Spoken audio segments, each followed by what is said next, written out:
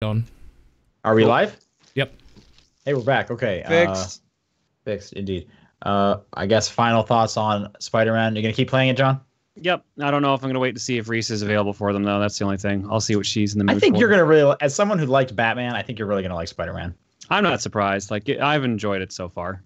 Yep. That's a apparently I'm already like 28% done the story mode, it says, because I already did all the backpacks and the most of the crimes. They're gonna like quadruple the number of crimes you're gonna have to do. So yeah, don't I'm worry noticing about that finishing too fast. Yeah. There's like a lot of like, you haven't unlocked this side quest yet, and I'm just dreading it. There's a ton. Like you're not very far. There's a ton more side quests you'll have to do. Yeah, I just unlocked all the science capsules. Like, have you met Taskmaster yet? Nope. Yeah. So there's a whole. Oh man, Taskmaster's in this. Jeez. There's a lot of cool people in the game. Yeah. It's a very good game. But yeah. All right. What else have you been playing? I have been playing Heavy Burger, which is an amazing, amazing twin stick shooter game. I don't know. This. So this is Data East is an old arcade company. They used to make like a bunch of games like Bad Dudes, Burger Time, Karate Champ, Joe and Mac, like a bunch of games like that. And whoever got access to the license, made a twin stick 2-on-2 shooter where you are playing as the character from Burger Time, but you have a gun that shoots burgers, and it's like an arena-based like Nidhogg, like tug of war kind of game where you have to fight your way through different arcade machines to try to deposit the bag of money you're fighting over into your bank. Oh yeah.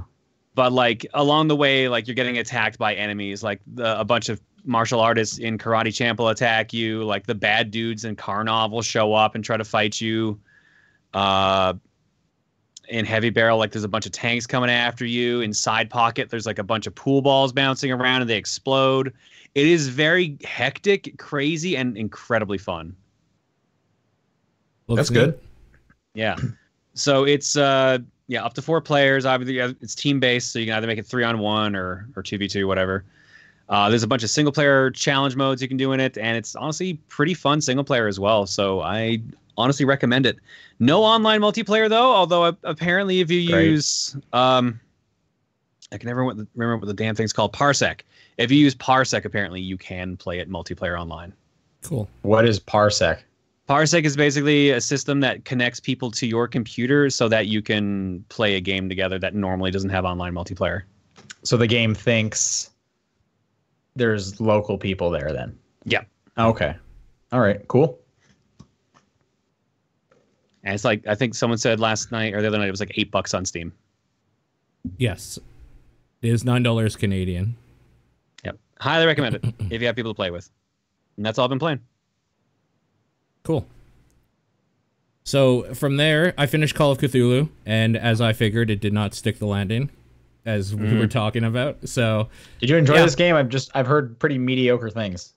It is okay as a game and like as a product, but for what people who like were interested in this, it's a disappointment because you were looking for a certain thing and it doesn't deliver on that like very well at all.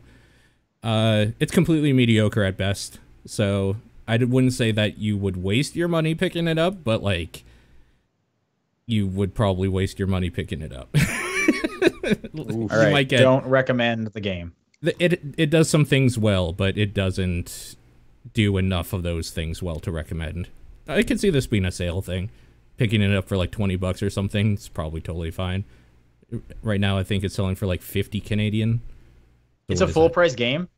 No, it's like 40. Like a little like higher than full mid-range. price for us is 80 now.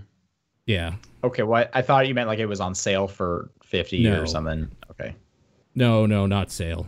It is a cheaper title, but not like a cheap title, if that makes any sense. Other than that, I played through Detroit Become Human, and that might be David Cage's best game because it is so stupid. And you can affect that game in a way you couldn't the others, where I fucked my story up so bad, and the ending reflected that perfectly, and I was so happy that he didn't write some dumb back-end waves like, oh no, this happened and then you win still. Like, no, I fucked it up. real bad, which I was happy I'm excited. about. I'm gonna pick this up soon. It's looking like it's gonna be $20 for Black Friday. That sounds like a great price for this game. Yeah. So I want to play through it because I've played through the other David Cage stuff or some of his recent stuff. Are you gonna play through it again and try and get like a different outcome? No, because YouTube.com exists, and I'm gonna just watch those different outcomes. All right, because they're like, you can tell what the key points in the story are that you would want to try different outcomes in, and it would just be easier to look up somebody who's done the stuff leading up to that. Because the way this works is that everybody's story is this giant web, so to get to certain parts or choices, you have to have done something like way earlier. So I would have to play through it at least 2 or 3 more times to like unlock everything I want to see, and it'll just be easier to jump around to different YouTube channels to see the people that played through it that way for those choices. Rank your top 3 David Cage games. Top 3? Okay. Yep. In order from best to least best. I mean, there's only like 4 I can think of, so I guess I'll I just want to know what are your top 3 and what order are they in? The order is more interesting to me. Ugh.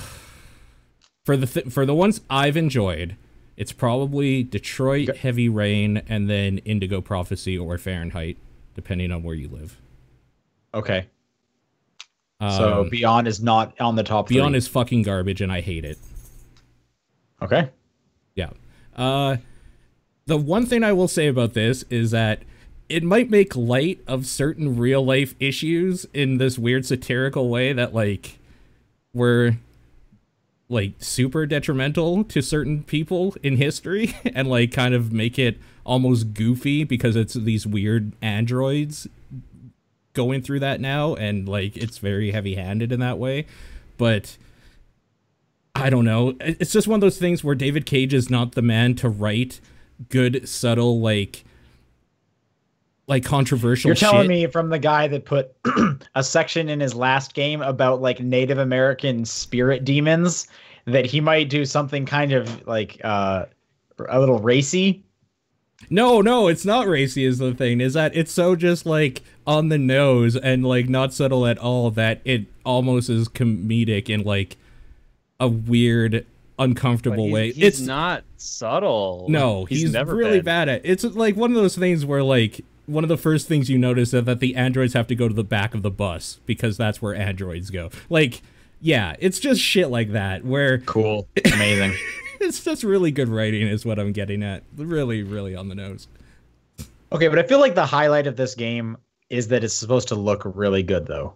Does it look really good? The thing is that David Cage games have always had this weird uncanny valley to them, and when you mix in the fact that these are supposed to be androids that are not human, it makes them make sense with the graphics. That uncanny valley actually works because they're not supposed to be perfect humans. They are a little off. Okay. So it's kind of there, but it still has the weirdness of like when there is an obvious human character, they still kind of look almost like an android because the other androids look human as well. And like the androids can do dumb shit. Like they can look exactly like humans. They look in this world. The one thing that like separates them is they have like an LED thing that like shows, oh, the ones with the LEDs, those are androids, but that's a non-issue because they can just pop those out and now they're human basically. Like it's, I don't know. There's this weird, everything feels a little bit janky in the way that when you know it's an android character, it works because of course it's a little janky, but when it's a human character, it makes them look like an android too. And it just gives this whole world of like kind of muddy feel and how everything moves and looks and stuff in some spots. But that's just kind of what's the the way poly count, man? That's what I'm trying to get. What is the polygon count? How many polys we talking about? Because those are some. I feel like the only reason anyone's given money to David Cage is that these games look good on screen, and Sony likes to show that off. Yeah, they look fine. This one looks fine. It kind of looks basically just like a little bit better than Beyond or Heavy Rain. Like, it just looks like the next step. It doesn't look like a giant leap, I would say. I'm actually kind of excited to. Were you playing on a Pro? No. No. Okay. I'm excited to try it on a Pro 4K because I want to see how pretty it's going to look. Mm-hmm. Yeah. I really enjoyed my time with it because the thing is I knew what I was getting into. Like, the people that complain about David Cage games, like, they should know by now what they're going to get into. With David Cage has proved himself to not be trustworthy in his writing, not to be very good at his writing, but he always promises to have a... Seems to run a strict and mean-spirited company. Yeah, there's that too. But he always seems to deliver on some dumb shit you don't see coming at some point that you're like, all right, sure, and like kind of makes you laugh a little bit. There's a few points in this game. I feel like we should see this coming though, because his last 2 games were total dumb shit. No, I mean like actually specific things that happen that is just like, sure, why not? Let's just do that now. Okay. It is a little less like that in this. Like, it does feel like he tried to ground this in a weird world that he took maybe too seriously, to the point where, like, there's an android that, like, talks to you on the main menu screen, and when you come back after playing or whatever, she's like, would you like to take a survey or whatever? So I took the stupid survey after I beat the game, and the survey is, like, so up its own ass about, do you think, like... would you let an android take care of your children, or like would you be in a deep relationship with androids? Do you think robots could gain consciousness? It's like, this is so weird, and this is outside the game. This is outside the game, yeah. This is just some weird little meta thing. This is and crazy. It's just like, David Cage, fuck off. Like, just fuck off with your dumb fantasy bullshit that I know you take super seriously, but like, just, I don't know. It's weird. It's a weird thing. I think everybody should at least see parts of it because it's hilarious at its best. I feel the same about... That's kind of the thing as I feel about his games. Is it's like they're not really good per se. Yeah. But like it's Ellen Page with a weird ghost brother. Sure. Like, that's a weird idea, and he doesn't land it. But like, some weird things happen, and we're here for the ride. Sure. And as I put it in the chat, sex with an android has too high of a percentage for that survey question, because that's the type of people that play this game. Do you get to see the percentage afterwards, like a telltale Yeah, game? you get to see global percentages for everything, and I will say I had one choice in the game that had 0% in worldwide.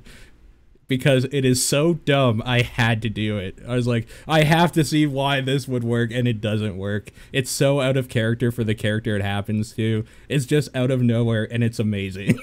It's really, really dumb. All right. Yeah. So I'm really glad I played it. Everybody should at least see it. I'm surprised. Yeah. I was not expecting such high praise. Yeah. I don't know if praise is the right word. He's saying he loved playing it. Yeah. I really enjoyed my time with it. All right. It's not good, but I enjoyed playing it for sure. Okay. I'm looking forward to playing it too. Like I said, I want to see how pretty that game looks on my TV, and I'm ready for just some dumb shit. Sure. That's all I've been playing though. All right. Well, with that, let's go on to some news. A few things happening. There was an Amazon page up for Players Unknown Battlegrounds for PlayStation 4, with a release date. Where was the release date? Oh, for December 8th, which is the day after the Game Awards. So read into that what you will. Sure. Seems like a pretty, like, I have a feeling this is going to get announced at the Game Awards. You can play it starting tomorrow or starting at midnight or whatever. Yep. Yeah. Yep. So wait for Jeff Keighley to say that. Wait for Jeff Keighley to invite PlayerUnknown himself on stage to say they have the PS4 version. And because it's PS4, it will not be crossplay. Right. Yep. News. Next story is YouTube is coming to Switch, or it's on Switch now. It's out now. Yeah. Yep. Okay. Have either of you used YouTube on your Switch? Nope. No. Yeah. I barely use it on my phone. Sure. Do you guys plan to use it on your Switch? Nope. All right. I don't either. This next one is kind of weird. So Final Fantasy 15, 75% of its remaining DLC just got canceled. Yeah. And cancels happen all the time. What I thought was interesting about this is they had like a weird press conference, like streamed an event in which they announced this. Which you'd think this would just be kind of something they put out in like a quiet little press release, like, hey, sorry to bum you out, but we're not doing this anymore. Plans are over. But instead, on their stream, they did this. Because I guess let me try if I can find the guy's name who's in charge. Hajime Tabata. There we go. And he took over from Tetsuya Nomura as the director. He left the company as well. They haven't really said why he left, if it was like on good grounds or not. But they basically said, no one's in charge anymore, so the game's done. Which seems odd to me. You'd think there would have been like an assistant director or someone else who is like next in line to run this project. I mean, that's usually how companies work. I mean, I think that's who took over for Nomura, to be fair. Yeah, but I mean, it's not just like, all right, dude, and you're our backup, and if you go, we're just pulling the plug. That's the end of that. Like you usually always have a backup plan, but what do I know? So if you're a Final Fantasy 15 person, looks like the last series of episodes come out in March, and then that's it. Yeah, that's too bad. And speaking of too bad news, Prima Games is closing its doors. Yeah, this kind of sucks too. For those little who know, surprise, little not. Prima Games made strategy guides. Was that it? Yeah. Okay. I'm actually kind of surprised this didn't happen sooner, considering we have the internet. Who was buying these? I mean, clearly no one was, if they had to close their door. But like, they were combining with like art books and stuff, so I guess that was how they got around it. Okay. I could see that. Because you get yourself a coffee table book or something like that. Because I cannot tell you the last time I bought a strategy guide.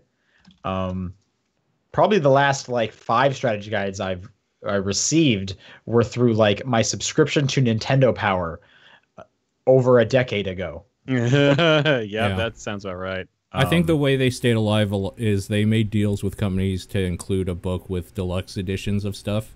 So it probably speaks to, obviously that's probably not sustainable in itself, but also that people are probably buying less and less of the deluxe editions of stuff, and so they just couldn't make it go of it anymore, I guess. Sure. Or I feel like a lot of the editions that come with strategy guides, they're not like the deluxe one. They're like 2 levels up, because the deluxe one is usually just like a steel book and an extra gun or something. You know what I mean? There's that too. I mean, so it still sucks. People losing their jobs. That's a bummer. I'm honestly surprised these guys held on for this long.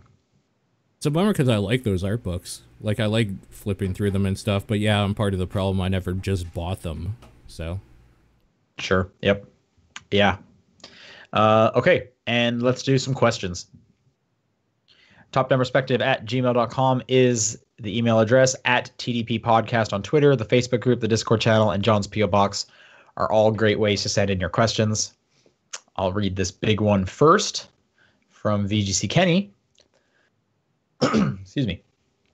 Hey, TDP, I was thinking about remakes and stuff, specifically how remakes of games with a large base do well, I guess fan base. In spite of this, it is unlikely that EA would release something like Madden 97 Remastered, because the Madden base is rather different than, say, the Crash Bandicoot base, and would not appreciate a remake. Then I got to thinking, Madden, as far as I know, doesn't have too many significant differences between them aside from the roster. Do you think that the Madden games and other sports Sims games could be classified as remakes of the original in the series, making it a whole ship of Theseus kind of thing? I don't know what that reference is, but I guess the question is, does every sports game count as a remake of the last year's game? I've never thought of it that way, but you know what? Kind of. Yeah. I guess kind of, sure. I mean, and I'm not the person to ask, obviously. I don't think any of us are. They do add some different gameplay stuff. Like, they mix up modes and whatnot, don't they? Sometimes. Yeah. One big thing that they got in trouble for was when they jumped to the current generation, they actually took away features. Right.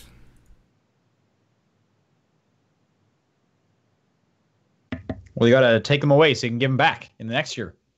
Yeah, Come for a back with price. big. Yeah. Yeah. So I guess kind of. Mhm. Although if the roster's different, can you consider it a remake? Like, shouldn't it be like kind of the exact same thing, but like looking better and playing better? Yeah. I don't know. It's weird. I've never actually thought of it that way before, and it's just kind of an interesting thought experiment. Sure. And then second question from him, and to come back down to earth for a bit, what games are you surprised by them not having a remake? Beautiful Joe. Okay. Surprised actually, that they don't. The Trine trilogy, although they just announced like this morning that it was coming to Switch. Did they? I missed that, apparently. It was either this morning or yesterday morning. Yeah, no, I remember that specifically stuck out to me because I think like a few weeks ago when they announced Trine 4, Paul and I were talking and I was like, how are those games not on the Switch? But now they're coming to the Switch. That makes sense. Sure. Surprised don't have a remake. Sura's Wrath. I'm not surprised about that. Yeah.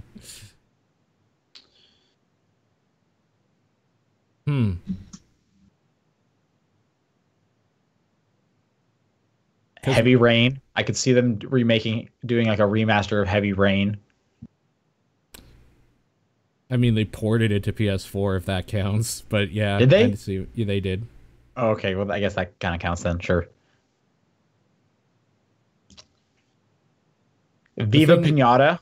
They should remaster those or the games I remake keep them. thinking of actually have remakes if I think 2 seconds longer. 'Cause I was gonna say Castlevania 1, but that's been remade a couple times, and like, I was gonna say Metal Gear Solid. I forgot about Twin Snakes, which is technically a remake. You could stand to probably do that one again if you wanted to at this point. Yep. Also, isn't there like 8 different like Metal Gear collection games? A really good Burnout Paradise remake. Just upgrading those graphics, basically. 4K Can't tell if resolution. you're joking or not. Be really good. Okay. I mean, Give me they that HD did Street that. Fighter 1 remake. No, don't actually do that. No. All right. Next question. Paul, do you want to take it? Yep. Jason wrote, with the somewhat recent overusage of anti-heroes in media, it's sad that there's such a disparity in the usage of their foils, anti-villains. My questions are, what are your guys' opinions on anti-villains? And B, what and your favorite anti-villains, if any? If examples are needed, here are some examples that might help. Suzaku Kururugi from Code Geass, Macduff from Macbeth. What an interesting choice. Magneto and MCU Thanos. Magneto right totally next counts. to right next to an anime character. It's really good. Macbeth. Macbeth. Yeah. I don't think I have any strong feelings on anti-villains. I really like what they did with Thanos for the MCU, because normal Thanos is stupid as hell, and an MCU Thanos is dope. Yeah, MCU Thanos rocks. It was very cool. Magneto I'm worried is what a they're gonna great do in the choice. next movie. I don't know, man. They stuck the landing so well with this first one. They Like did. I have confidence in them for the second one. I do like Venom. I don't like the movie Venom. I wish they would make a good movie Venom. Yeah. I feel like Deadpool counts. So These are I've enjoyed those anti-heroes. Deadpool movies. Yeah, so like anti-villain would be like, The opposite. I guess, a good guy. Basically like a asshole good lawful good villain almost. See, all that comes to mind is remember that old like DreamWorks movie Mastermind? Sure. No. Yeah. So like the bad guy ended up being the good guy, and the good guy ended up being the bad guy. That's Oh Yeah. wait, with Will Ferrell. yeah. Yeah. Spoilers. That's literally the only thing I could think of to like anti-villain. I'm like, just a lazy good guy. kind of. Magneto is like a really good example here, and it's too bad that he used it as an example. But I would don't feel I like would still call him an anti-hero, though. I think I'm getting confused with what like the difference between anti-hero and anti-villain. So an anti-hero is a good guy, but he's okay like breaking the law, like killing people, right? Yeah. So I guess an anti-villain is a bad guy that doesn't kill. I guess. But Magneto's killed a lot, actually. Yeah, Thanos kills a lot. That's literally his whole thing. Yep. So now I'm just confused, and I can't think of any villains that don't kill. So, like, I guess my answer here would be Solidus Snake. Because his means were noble, and he went by crazy means to do it, but he was the villain of that thing. But he was a shitty villain. Yeah, well... So I kind of hate Solidus as a character, honestly. So are we calling anti-villains, they're evil, they'll kill, but they have like a point? There is some basically. But they're doing it for the greater good, basically. Or what they think is the greater good. I feel like most villains think they're doing it for Well, yeah, that's the problem. You're like, what's the difference between Thanos and Hitler at this point is what this has turned into. And I think of like Ra's al Ghul from Batman, and he's like, you know, he wants to kill a whole bunch of people, but he's like, that's how we'll like reset, and that'll save the world. So now wouldn't that just mean all villains are like that? Because if a good villain actually believes they're doing correct, they're doing this will help the world. Mm-hmm. Actually, you know what? I want to step back from that because the Joker clearly knows he's being evil and he's a good villain. So I guess there's an outlier to that. Yeah. I don't know. On this kind of thread that we've made, I want to think of Killmonger from the Black Panther movie. He definitely had a very good point with what with his whole deal. This is complicated. I'm gonna look up anti-villain and see what this definition is. I'm curious to see what examples comes up when you look up anti-villain. Do you want the Urban Dictionary definition of anti-villain? I'm assuming you do. Probably. Yeah. Actually, their example is Magneto. Okay. Yep, there you go. Anti-villain from Urban Dictionary. Yeah. The converse of an anti-hero, i.e. a protagonist who isn't purely good or heroic. An anti-villain is an antagonist who isn't purely evil nor entirely unsympathetic. A character who doesn't seem to deserve being cast as the villain, perhaps cast arbitrarily as the villain because they are not the focus of the story, but merely present a foil to the central figure, who may be an anti-hero protagonist or a scapegoat. And then their example is Magneto was an anti-villain because while the X-Men were the protagonists who fought to defeat him and prevailed in the end, we can still respect and appreciate him for his motives and principles, however ill-considered his ruthless methods. So it does kind of seem like he does have a point. We can kind of agree with some of his mentality. Yeah, I think Killmonger is an okay. I think Killmonger's a great example for that. Then. I don't know if I would put Thanos there per se, because I don't know who's agreeing with Thanos. Hitler. Hitler. Yeah. Okay, well, I think that proves my point. I'm looking through TV tropes to see what they wrote in the video game section, and they wrote in Meta Knight and King Dedede, for example. Is Meta Knight a bad guy? You fight him in the first game, and that's it. Really. Then he's an ally, isn't he? You think? See, that's what I don't get. It seems like half these suggestions are just anti-heroes or characters who become anti-heroes. Yeah. And then, so what's the deal with like Dragon Ball Z? Because Goku befriends all of the villains after he fights them. They all become his friend. Yeah. I'm calling shenanigans. Shadow War says Batman is considered an example of an anti-hero. No, he doesn't kill. No, he isn't. But he beats up people. So does every hero. I know. I hate this discussion, honestly. Can we move on? I don't know. This just like, I feel like this is not a solid conversation. Someone's asking, does Loki count? I don't know if I would agree with Loki, but I really like Loki, so maybe that's good. It's because of the idea that he helps out Thor eventually to save everyone a couple points. True. And like Ragnarok's probably a better example. Yeah, I mean, he double crosses like anti-villain all Loki. the time. Yeah. Okay. Well, there you go. I don't know. I feel like it's just a weird, shaky line to walk. John, why don't you take this one from Linebeck? Linebeck writes in and says, I recently picked up Persona 5 for about $17 US and have been enjoying it immensely so far. However, sometimes I feel a bit annoyed when I want to do something, yet the game railroads me to doing something else. Well, Persona 5 is real bad for that, to be fair. Although, granted, none of it has been unfun yet. Has there been any game that you've played where you found it a bit too railroady, where you would rather do something else in it? I also recently got into poker, no real money involved, and I was wondering, do you prefer to bluff or only play big when you think you've got a good hand? So we'll answer the first one first. Have there been any games you think that you've played that you found a bit too railroady? I would definitely say Persona 5. Because holy crap, fuck that cat. Let me do something, Morgana. Stop telling me to go to bed. Yeah. Okay.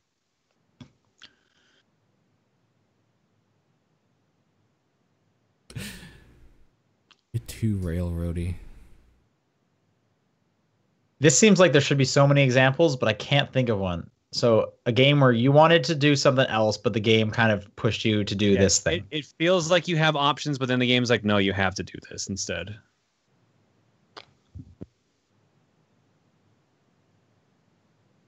Morgana, anti-hero, right there. I guess I feel like that about a lot of games, but I've just come to accept that that's how games are, because they want to kind of direct your experience in some way. Even open world games kind of like try to incentivize you to do something more.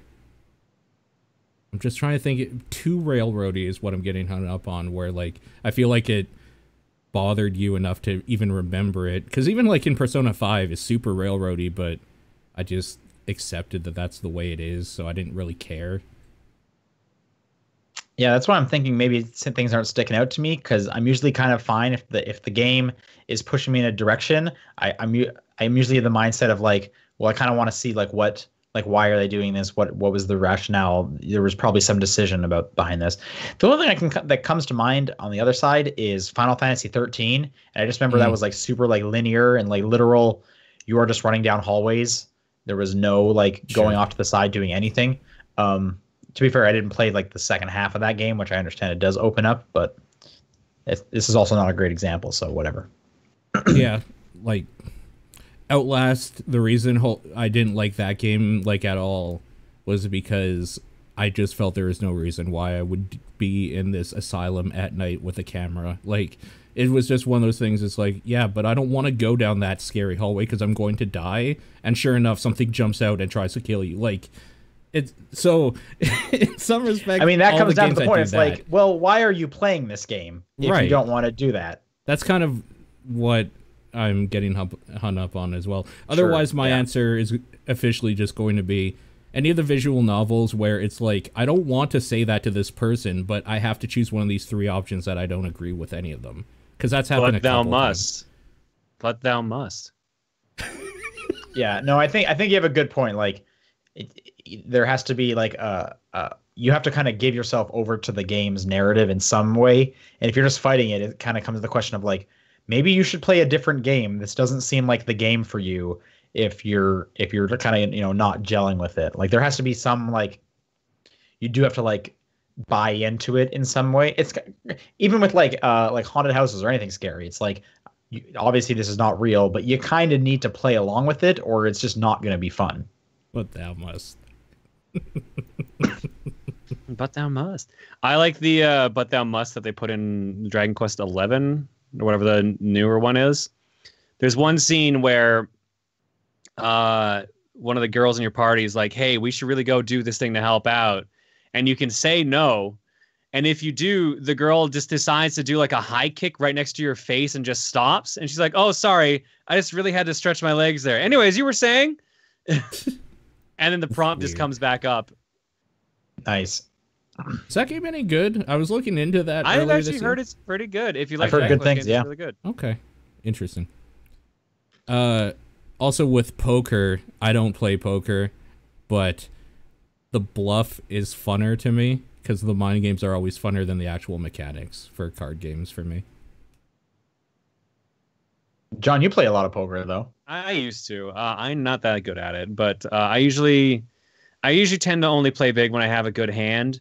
Although I will not lie, sometimes it's real fun to play off of a 7-2 and attempt to see if you can get money off of it. Sure. Which I learned this week that's the worst hand you can get. Yeah, 7-2 offsuit is the worst hand because you can't make a straight out of it and you can't make a flush out of it. Right, yeah. And the reason I learned that is I played a weird amount of poker in Red Dead this weekend. I just came across like two dudes that were playing some poker, and it was part of like a side quest, and you have to take over for this dude because he's like too drunk. And I was probably playing poker for a solid hour as I beat these guys and made them broke. But you play with such small increments because it's like the olden days. Yeah. So we're betting like 4 cents at a time, and like I I went through probably like 4 people because people will kind of come and go and like join the poker game. And after I like beat everyone out, I walked away with like $13. Yeah. But I played a weird amount of poker, which I never do. It was weird. It was surprising. All right, I'll take this next one from Riptide Gravity Shifter. Since the start of college in September, I've gotten my first phone and have been playing a lot of Honkai Impact 3 on it. I've been having so much fun with the game that it has taken up a lot of my time to the point where I may have likely clocked more hours into it than most of the games I have played recently. So my question for you is this: what mobile games have you played that has taken up most of your time and or brought you the most enjoyment? So we want some mobile game recommendations, I guess. I played a lot of Record Keeper for a long time there. Sure. I also played a lot of crud. What was it? I played a couple cookie clicker like games, like the Katamari one. Yep. Those are fun ones just to kill some time. Right now, I am playing through Sega Heroes, which is basically a match 3 game that's Sega themed. But I'm not sure how I feel about it because it definitely seems like it railroads you pretty early. Then why didn't you mention that with that last question? I don't know. I also should have mentioned that I was playing it at the beginning. For what games have you been playing? Because I've been playing through that, and I've been playing through the Konami-themed Picross game. I hear that's really good. I've been playing that too. I just wish it didn't take 3 hours till you get a boss puzzle. Yeah. Need that. Yep. But yeah, no. Yeah, those are my recommendations, honestly. And it's not that surprising. Like, mobile games are meant to take your time, to make you want to play them a bunch. Sure. I mean, mobile first games, but there's plenty of like ports onto mobile that I would super recommend. Like Broken Age is on there, Oxenfree. There's tons of adventure games. Professor Layton, the first Professor Layton's on phones. At least it's on iOS. I can't recommend that game enough. Yep. I also like the Room series quite a bit. Yep. For me, the answer is Picross, first and foremost, always. So for a long time, it was called Logic Square. I had to look it up because I finished it and then deleted it. Right now, it's Konami Pixel Puzzle or whatever the hell their thing is called here. Other than that, I've liked Summoner's War in the past. I like those bubble popper games to just kind of waste like 5 minutes every now and then. Pokemon Go and Fire Emblem Heroes I really, really enjoy. Yeah. Trigalia Lost was okay, but I haven't had the drive to open it again, so I don't know that that's necessarily a recommendation. Yeah. Solitarica is a huge recommendation. Solitarica is one of my favorite mobile games. Yep. I'll also add on there, and I can't believe I forgot this, Mini Metro. I adore Mini Metro. Yep. Cat Quest is also very good. Getting Over It with Bennett Foddy. That's a fun game to just kind of have on your phone. Also Threes. I really, really love Threes, and I still play it. And the Go. I forget if we mentioned the Go games like Hitman Go and. Oh yeah, all the Go games are very good for sure. Yep. Good recommendations. All right. TC Golden says you're allowed to combine 2 games, fuse them into one giant game. What games are you picking? Personally, I would pick the open world and 3D online aspects of GTA Online with the likes of Sims 4 online life simulator, basically.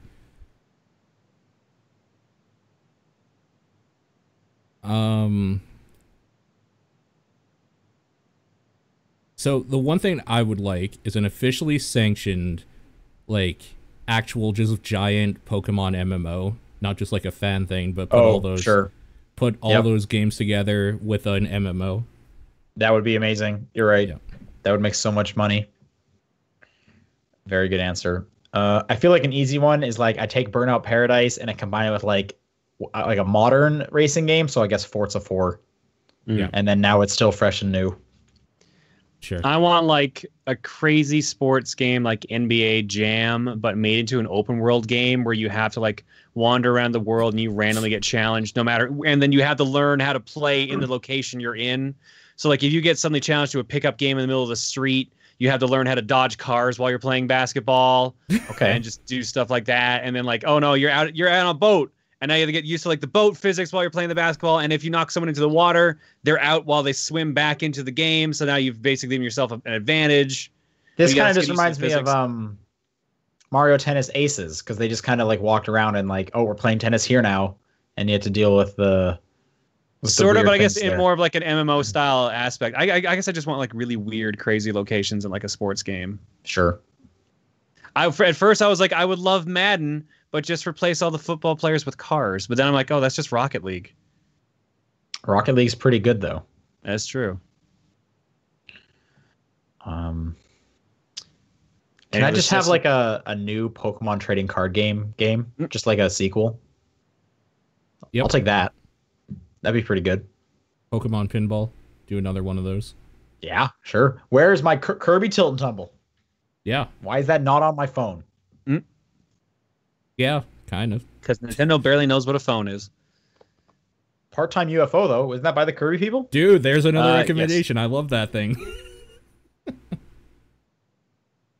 Hayes writes in and says, many could ask, who would you like to see as DLC in Smash Ultimate? But I think the more interesting question would be, who would you like removed from the confirmed roster? Go wild and remove as many as you want. You can even leave just one. Fox No Items, Final Destination. Okay. All right. Good question. I actually have to look at who the hell the roster The thing is, realistically, I wouldn't remove any, because why would I want less choice? But I mean, you're right. Let me look at the roster here, and I'll find some answers for you. You know, I could deal without Echo characters.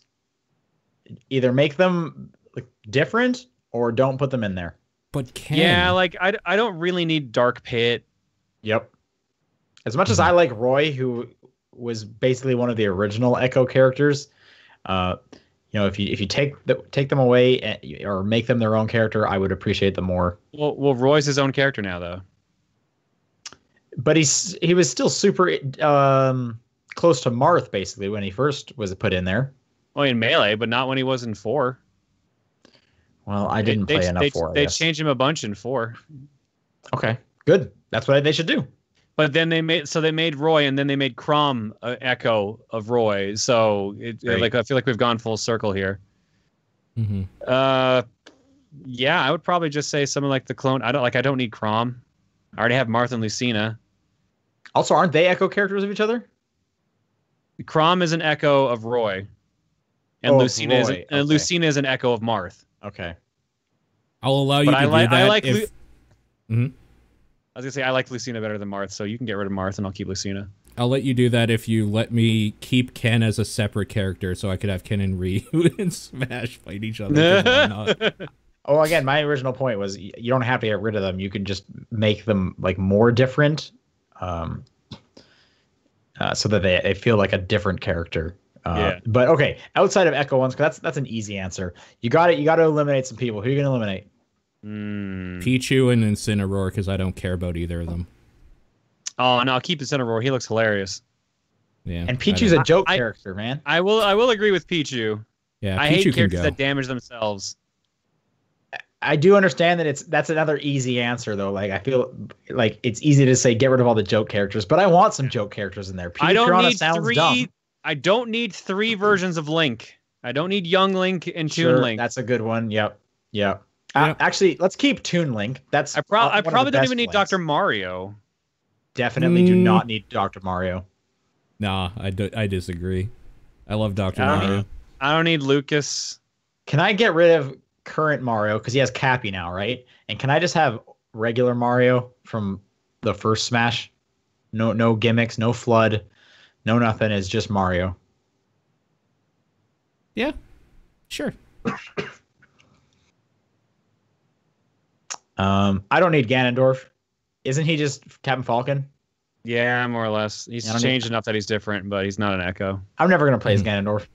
And you know who else I'm not gonna play as? I'm not gonna play as Bowser. You can get rid of Bowser.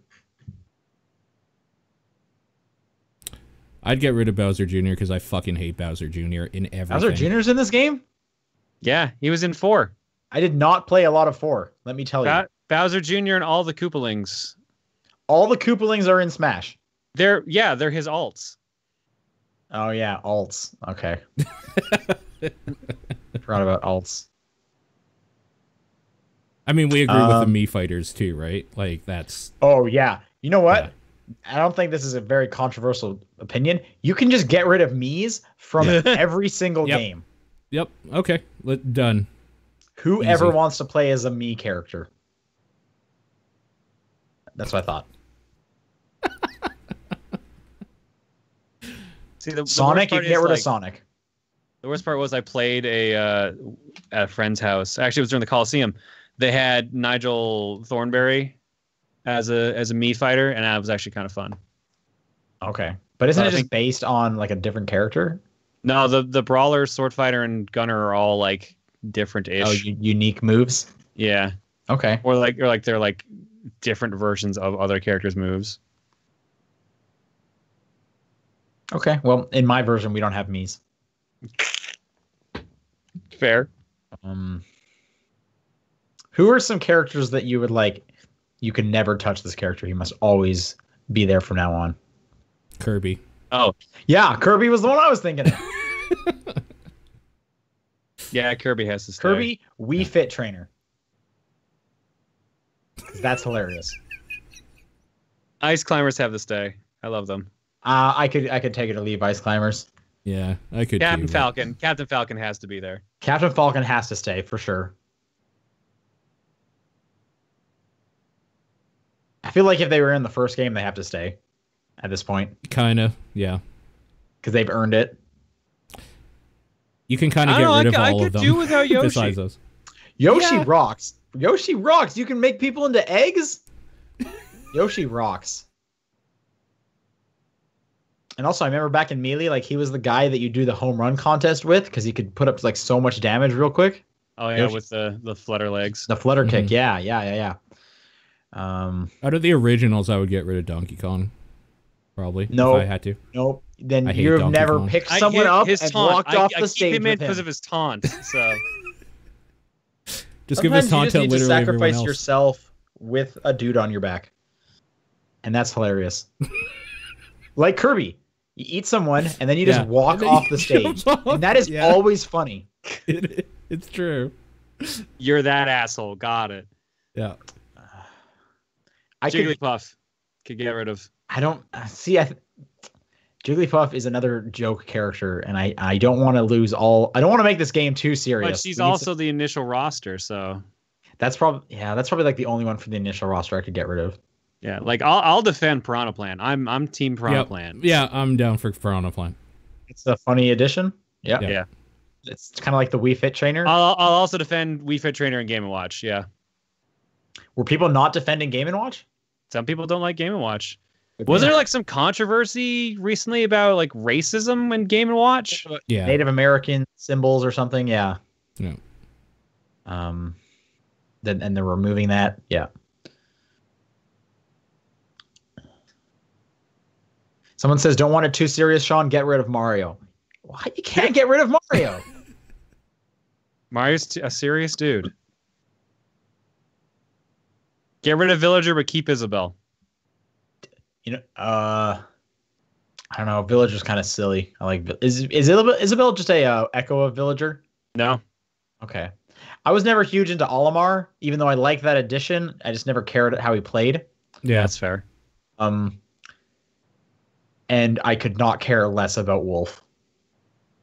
Get rid of Simon, but keep Richter. I think get rid of Wolf and Falco because they play so similar No, to the Fox. I love Falco. I'll fight to death for Falco. And I know you don't. I know people don't like Crystal. Is that the female fox? Yes. I know people don't like her, but I felt like she would just play so differently. Why didn't She you? would, her because instead? she actually would use like a staff and stuff like that. Yeah, I think that would have been a good addition. I am a little surprised they didn't do that, but she also hasn't really been relevant lately. Like, she's not in Zero, I don't believe. Right. How is Slippy not in that game, man? Because no one likes Slippy. Everyone likes him. He's a meme. And no one likes him unironically. Okay. I never cared for Wario too much. Yeah, give or take up for him. Okay. There's a bunch. Make our favorite Smash game now. There you go. Please, Sakurai. If people want to send in questions for next week, it is topdownperspective@gmail.com, at TDP Podcast on Twitter, the Facebook group, the Discord channel. I think John's P.O. Box. I think I missed one. Anyway, what's your guys' games of the week? Detroit. Heavy Burger. Wow, I did not expect that one. Red Dead Redemption 2 for me. If you guys have missed it, the other two guys here did a TDP Plus on Minute. Unfortunately, I couldn't be there. I did play through the game. Did you guys not find my notes? We read them out. Okay, I listened to about the first half, and you guys could not find them. Yeah, no, we asked you halfway through. Oh, did you? Yeah. Yes. Oh, okay. That makes a lot more sense then. So I was we like, were like that. I was looking during it. I'm like, did he not send the notes? I was he listening and I was like, I sent them on Discord. How'd you guys not see that? Okay, that makes sense if you did it minute of. Okay. So yeah, we did an episode on the game Minute on TDP Plus. If you're interested in listening to that, go check out our Patreon. And once again, I'm doing Extra Life in 6 hours. No, 8 hours. 7.5 hours. So if you're still awake, go Good luck. to GameSpot. Yeah, I'm definitely going to need it. That's going to be difficult to do. All right, that'll do it for us. We'll see you guys next week. See you. I'm gonna go play some Tetris Effect. Hell yeah. Yeah.